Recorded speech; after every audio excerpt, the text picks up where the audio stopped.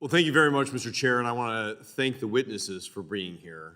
You've all echoed what all of our seniors, what too many Americans already know. This country and the individuals in it are losing billions of dollars each year to sophisticated scams. In 2024, there were reported 2.6 million fraud cases in the United States. It resulted in $12.5 billion being scammed from individuals, many of those dollars going overseas. These aren't just national statistics, they're real everyday Americans. They're families, friends, communities, veterans, seniors, not just in my district, but across the country. In Iowa, my home state last year, the Attorney General reported receiving more than 13,000 fraud cases. And this is a small farm state by comparison to some. And it resulted in the loss of $42 billion.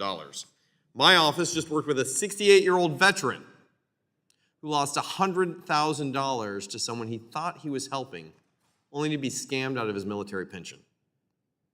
This is why I'm grateful to be working with this committee on a bill that we've introduced called the GUARD Act. It provides state and local law enforcement better tools to track fraud, as well as the bill we're leading in a bipartisan way, the TRAPS Act, to really stop fraudulent payment schemes targeting seniors at a national level, working both locally and strategically to be able to address these issues. I'm also proud to be co-chairing a new formed caucus called Stop Scams. This is a bipartisan effort on best practices that we should be sharing. And it's one of the reasons I'm so grateful this committee is speaking about our scam attacks today. So, Mr. Binda, I'd like to begin with you. As you know, banks are on the front line. Too often, fraud occurs there, and coordination with regulators and law enforcement happens after the damage has already been done. Wouldn't a coordinated task force like what is created under the TRAPS Act help to address and disseminate best practices before these events occur? Thank you for the question, Congressman, and thank you for your leadership, and thank you for establishing the Stop Scams Caucus. We think more effort, more focus on this can only help. So we think the TRAPS Act is a good effort to try and coordinate the activities across the federal government. We applaud your efforts in that space, and we hope that you'll be able to gather information and come up with a consolidated plan moving forward. Ms. Griffin, I'd also like to ask for your input on this. Look, the task force has called for a national fraud prevention strategy. Specifically with the TRAPS Act, would this help address a nationwide strategy to oppose the type of scams that we're seeing? Yes, thank you for the question, and thank you for your leadership with your fellow co-chairs in creating the Stop Scams Caucus. Your question and the efforts of the caucus really represent what is needed here. We talked about this as a whole of society or a whole of ecosystem approach. There are a lot of jobs to be done. There are jobs to be done by this committee, by other committees here in this building, and the efforts of things like the TRAPS Act that really recognize that and name for leadership within the executive branch of government as well to create a national strategy are critically important at this moment.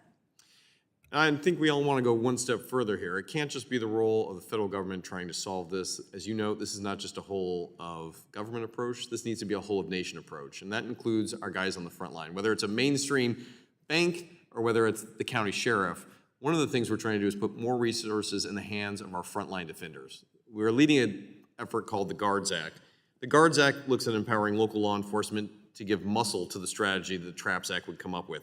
Local law enforcement, as we all know, they're at the front lines. They hear the call, they talk to the senior citizen, they heard from our veteran, and often they feel powerless in their ability to help. And by the time the federal government shows up, as we noted, it is too little, too late.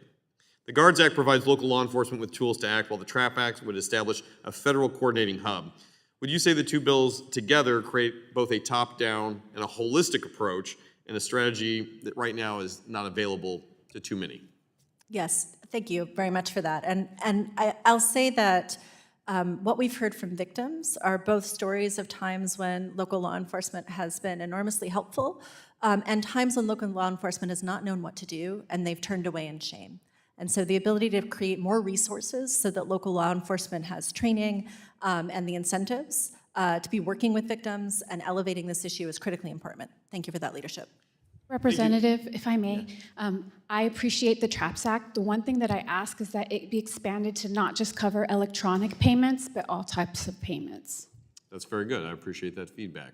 Together, I think we need to be able to come up with a strategy, first of all, to be able to implement and help our folks at the local level.